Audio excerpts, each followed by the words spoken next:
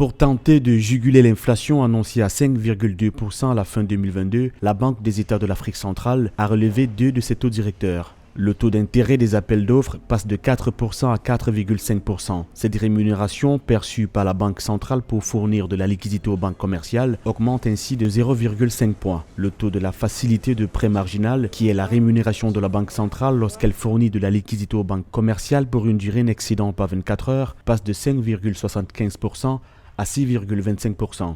Si j'avais une nuance à donner, ce serait exhorter la même banque, par exemple, dans un horizon relativement bref, à baisser les coûts pour donner la possibilité aux industriels de pouvoir obtenir ces financements et implanter des lignes de production industrielle. Là, je suis en train d'indiquer une autre mesure de lutte contre l'inflation, mais cette mesure est purement économique. Ça s'appelle la production à l'échelle industrielle.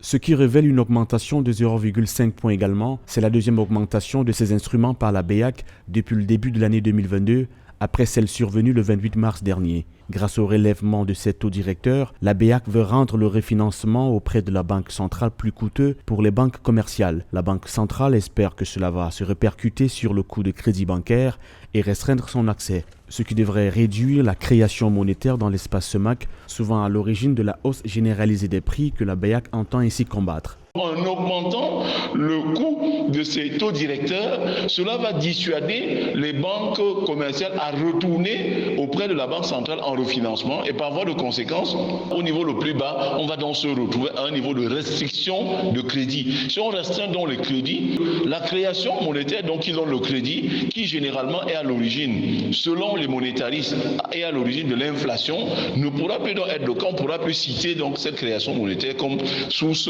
d'inflation. Selon les projections du Comité de politique monétaire, ce taux d'inflation dans la zone CEMAC annoncé à 5,2% à la fin de l'année 2022, après 4,2% à la fin septembre 2022, affiche 2,2% de plus que le seuil de 3% admis par les critères de surveillance multilatérale de la CEMAC.